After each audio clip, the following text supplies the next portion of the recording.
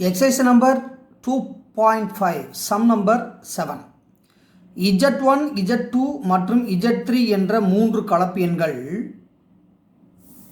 modulus of Z1 is equal to 1, modulus of Z2 is equal to 2, modulus of Z3 is equal to 3 மற்றும் modulus of Z1 plus Z2 plus Z3 is equal to 1 என்றவாறு உள்ளது.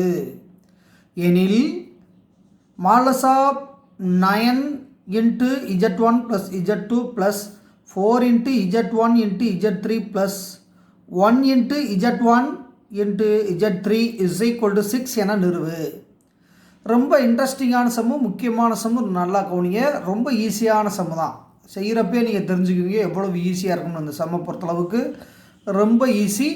இது வரைக்கும் நம்ம சேனலை வந்து subscribe பண்ணாத நண்பர்கள் சப்ஸ்கிரைப் பண்ணிக்கோங்க.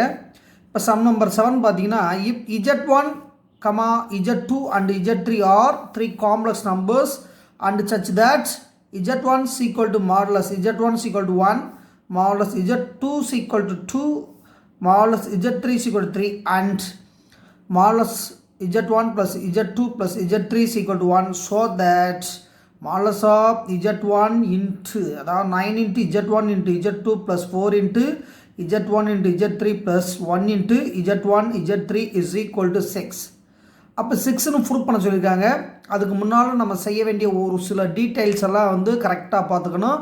அப்போ தான் வந்து இது ஈஸியாக இருக்கும். நான் ஏற்கனவே சொன்ன மாதிரி ஈஸியான முறையிலே செஞ்சிடலாம். முதல்ல கவனிங்க.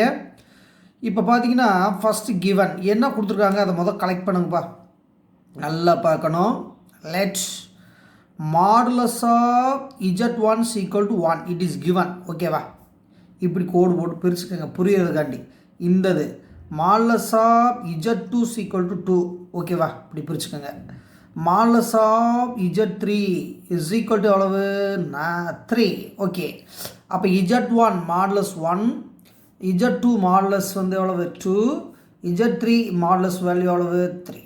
ஓகேவா? இது எல்லாமே போட்டு இந்த இடத்துல பார்த்தீங்கன்னா 9 4 இந்த இடத்துல 1 இருக்குன்னு அர்த்தம் சொன்னா முதல்ல 1.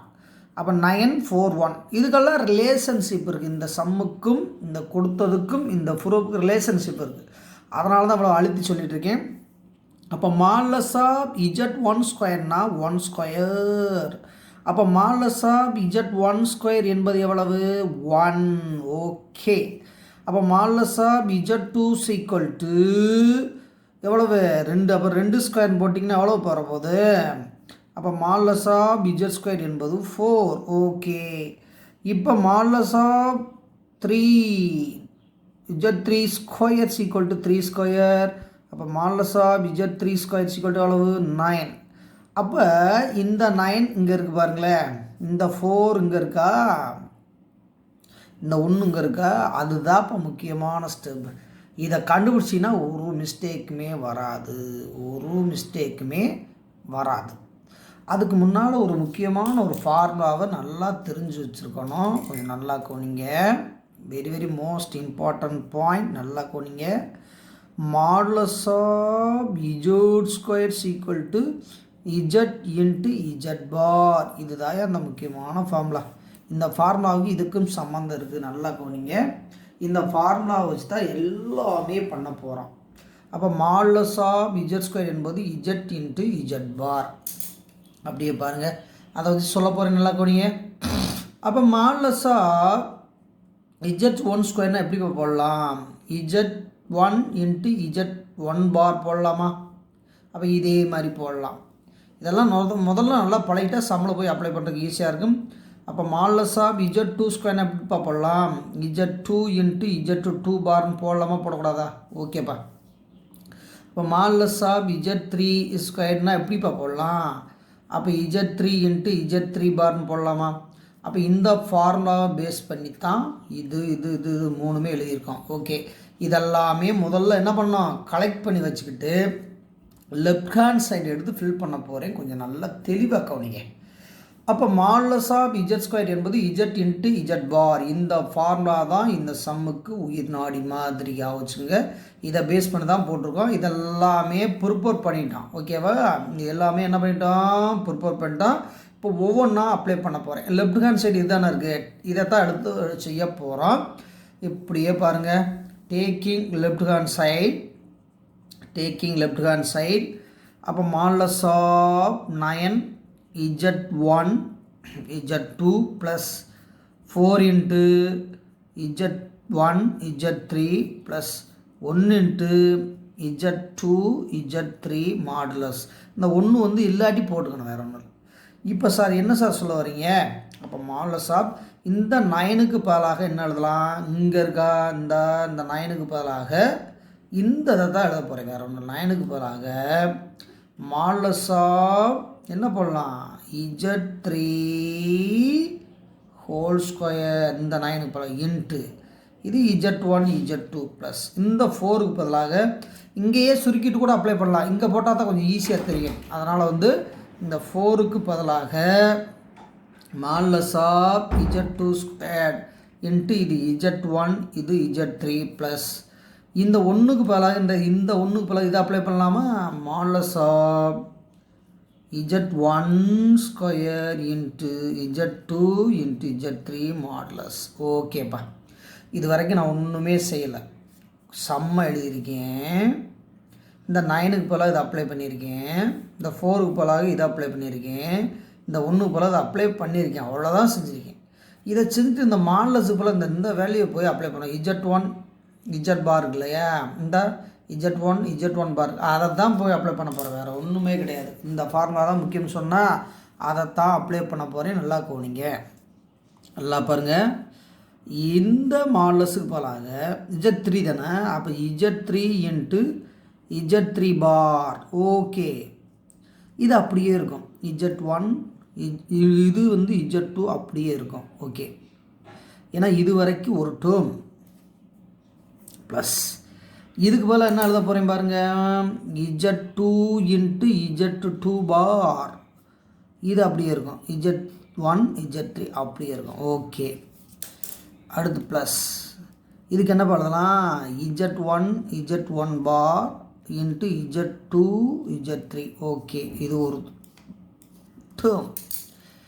அப்போ இப்போ எல்லாத்துக்கும் விளங்கியிருக்கும். இந்த 9க்கு பதிலாக இதை எழுதணும், இதுக்கு பதிலாக இது எழுதணும். ஓகேவா? இந்த 4க்கு பதிலாக இந்த இது எழுதணும், இதுக்கு பதிலாக இது எழுதணும்.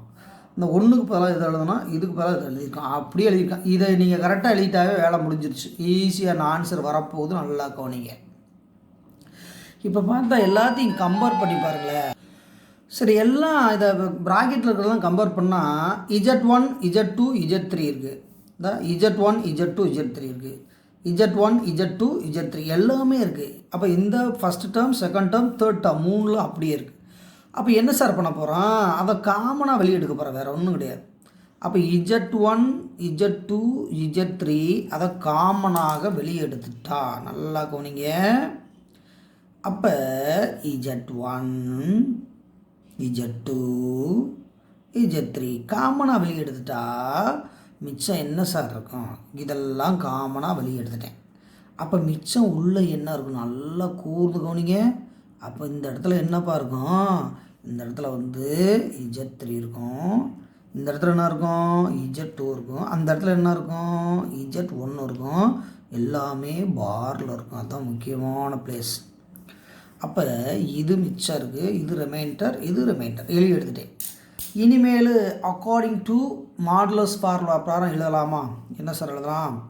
அப்போ ஒரு பாருக்குள்ள டேர்ம்ஸ் இருந்தால் பிரித்து எழுதலாம்ல. அப்போ மாடுலஸ், நல்லா கவனிங்க, மாடுலஸ் Z1 Z2 Z3 அதை பிரிச்சிட்டேன். Z1 bar plus Z2 bar plus Z3 bar போடலாம்ல. ஓகே, அப்போ இதை தனியாக பிரிச்சுட்டு இதை தனியாக பிரிச்சிட்டேன். இப்போ ஒரு மல்டிப்ளிகேஷனில் மாடுலஸ் இருந்தால் எப்படி போடலாம்? தனித்தனியாக போடலாம்ல. அப்போ modulus of Z1 modulus of Z2 modulus of Z3. இது என்ன சார் பண்ணலாம்? இதை வந்து Z1 plus Z2 plus Z3 அப்படின்னு போடலாமா? இதை வந்து என்ன பண்ணலாம்? ஒரு பார், 2 பார், 3 பார், ஹோல் பார்னு போடலாமா? அப்படியே போடலாமா? 3 பார். அதுக்கடுத்து சார் நல்லா பண்ணிங்க, modulus Z1 modulus Z2 modulus Z3. இப்போ இந்த Z1 Z2 Z3 இது ஹோல் பார்னு போடலாம். ஓகேவா? இந்த பாரை வந்து என்ன பண்ண வெளியில் ஏற்றிடும். இப்போது நல்லா கவனிக்கணும். இதுக்கு வேல்யூ கொடுத்துருக்காங்க, இதுக்கு வேல்யூ கொடுத்துருக்காங்க, இதுக்கு வேல்யூ கொடுத்துருக்காங்க, இதுக்கு வேல்யூ என்ன பண்ணியிருக்காங்க கொடுத்துருக்காங்க. அப்போ இதுக்கு வேல்யூ 1 கொடுத்துருக்காங்க, இதுக்கு வேல்யூ 2 கொடுத்துருக்காங்க, இதுக்கு வேல்யூ 3 கொடுத்துருக்காங்க. இது என்ன பண்ணலான்னா நான் இப்படி சொல்ல போகிறேன். Modulus of Z1 + Z2 + Z3. அந்த பாரை விட்டுட்டு சார், ஏன் பாரை விட்டுட்டீங்க? நல்லா கவனிங்க. இதுக்கு வேல்யூ கொடுத்துருக்காங்க, Z1 Z2 Z3 கொடுத்துட்டாங்க. அப்படியே என்ன பண்ணிட்டான், ஃபில்லப் பண்ணிட்டான். இந்த பாரை விட்டுட்டேன். ஏன் சார் விட்டுட்டிங்கன்னா ஒரு ரூல்ஸ் இருக்குது தெரியுமா? Z = Z பார்னு ஒரு ரூல்ஸ் இருக்குல்ல. அப்போ Z = Z பார்னு என்ன அர்த்தம்? ரெண்டும் சமம்.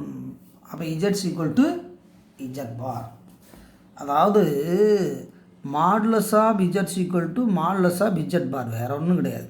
மாடுலஸ் Z பார், மாடுலஸ்க்குள்ளே பார் வந்தால் அது கேன்சல் ஆகிடும். ஏற்கனவே பழைய ப்ரூஃப் பார்த்துருக்கோம் இல்லையா? மாடுலஸ் Z = மாடுலஸ் Z பார். இந்த ப்ராப்பர்ட்டி பிரகாரம் இந்த கோட்டை விட்டுட்டான். சரி, இதை மல்டிபிள் பண்ணுங்கள். இது என்ன வருது? 6ஆ? இது 1 × 2 × 3 6. அப்போ modulus of Z1 + Z2 + Z3 modulus. அப்போ 6 × இதுக்கு 1 போடலாமா? இதுவும் கொடுத்துருக்காங்க. இந்த இது கொடுத்துருக்காங்க பாருங்கள். அப்போ இதனுடைய வேல்யூ எவ்வளவு இருந்தா அங்கே பாருங்களேன். இதுனே சொன்னால் தான், இருந்தாலும் ஒரு தடவை பார்த்துக்கோங்க. இங்கே கொடுத்துருக்காங்கல்ல, இந்த Z1 + Z2 + Z3 modulus value is 1. அந்த இடத்துல 1 அப்ளை பண்ணுங்கள். அதுக்கு முன்னால் modulus Z1 = 1, modulus Z2 = 2, modulus Z3 = 3 எல்லாமே கொடுத்தது தான். இது ரொம்ப ஈஸியான சம், அதனால் நல்லா ப்ராக்டிஸ் பண்ணுங்கள். ரொம்ப முக்கியமான சம், அதனால தான் அழுத்தி சொல்லிட்டுருக்கேன். ரொம்ப எளிமையான முறையில் ஆன்சர் வந்துடுது. இப்போ இதனுடைய ஆன்சர் எவ்வளோப்பா? 6. This is right hand side, this is right hand side. Therefore என்னத்தை ப்ரூஃப் பண்ண சொல்லியிருக்காங்க? Therefore 9Z1 Z2 + 4Z1 Z3 + 1Z2 Z3 modulus = 6. Hence it is proved. எனவே நிரூபிக்கப்பட்டது, எனவே காட்டப்பட்டது அப்படின்னு சொல்லி முடிச்சலாமா? ரொம்ப ஈஸியான சம். அடுத்த சம்முக்கு போகலாம். Sum number 8. Z, IZ மற்றும் Z + IZ ஆகியவற்றை முனைப்புள்ளிகளாக கொண்டு அமைக்கப்படும் முக்கோணத்தினுடைய பரப்பளவு 50 சதுர அலகுகள் எனில் மாடுலஸ் ஆஃப் Z மதிப்பை காண்க. இப்போ முக்கோணத்தின் பரப்பு கொடுத்துட்டாங்க. அப்போ முக்கோணத்தின் பரப்பு என்பது அரை இன்ட்டு அடிப்பக்கம் இன்ட்டு உயரம், அவ்வளோதான். அப்போ அது கண்டுபிடிச்சாவே நம்ம ஈஸியாக வந்து வேலையை முடிச்சிடலாம். Sum number 8. If the area of the triangle formed by the vertices Z, IZ and Z + IZ is 50 square units. அப்போ area of the triangle is given. Find the value of modulus Z. அப்போ area of the triangle half into base into height, அந்த basis எல்லாம் செய்ய போகிறோம். அப்போ வந்து base வேணும், height இருந்தால் நம்ம ஏரியா ஆஃப் த ட்ரையாங்கிளை வந்து ஈஸியாக முடிச்சிடலாம். ஃபார் எக்ஸாம்பிள் சும்மா ரஃப்பாக தான் செய்ய போகிறோம். இப்போ let's as = first vertices Z, அப்போ BC = IZ, CC = எவ்வளவு? Z + IZ. அப்போ இது A, இது B, இது C, இது நம்மளாம் வச்சுக்கிறோம். அப்போ ட்ரையாங்கிள்னாவே நம்மளுக்கு நல்லா தெரியும்.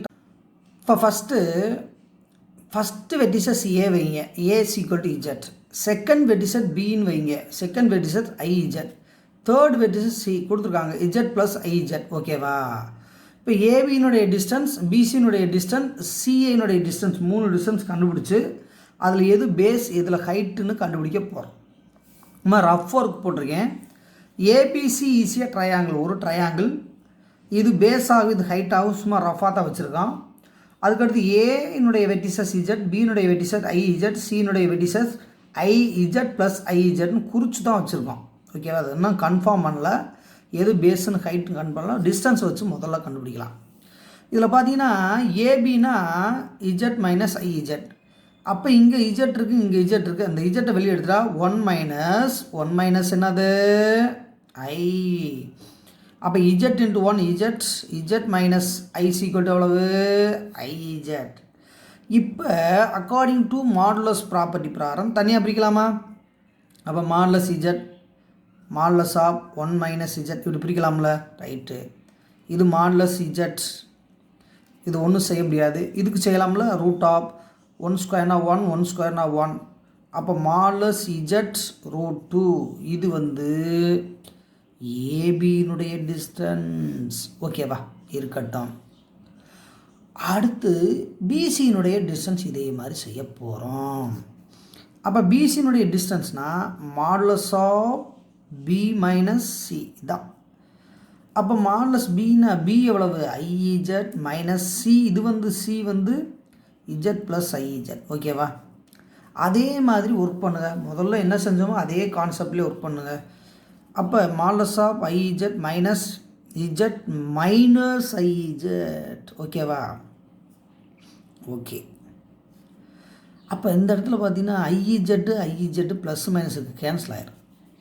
அப்போ மாடுலஸ் ஆஃப் ஐஇஜெட், அப்போ மாடுலஸ் இஜெட்டுங்கிறப்ப பாசிட்டிவ்லாம் போடணும். மாடுலஸ் இஜெட் இதுதான் பிசி வேல்யூ. ஓகேப்பா, இது மாடுலஸ் பிசியினுடைய வேல்யூ, டிஸ்டன்ஸ் வேறு ஒன்றும் கிடையாது.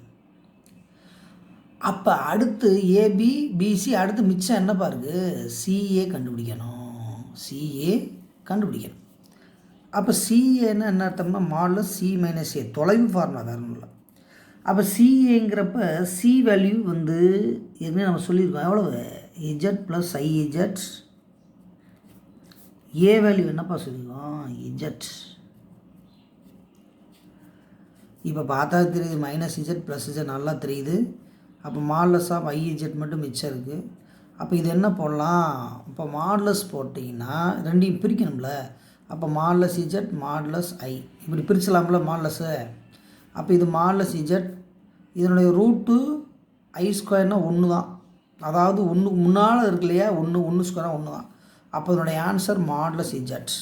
அப்போ இது சிஏ, இது சிஏ அல்லது மாடுலஸ் சிஏ எல்லாம் ஒன்று தான். இப்போ மொத்தமாக எழுதுங்க, ஏபி என்ன பிசி என்ன சிஏ என்னன்னு கன்ஃபார்ம் பண்ணிவிட்டு அவங்க வந்து ஏரியா ஆஃப் த ட்ரையாங்கிள் எவ்வளோ கொடுத்துருக்காங்க 50 ஸ்கொயர் கொடுத்துருக்காங்களா, அதை வந்து கணக்கு பண்ண போகிறோம்.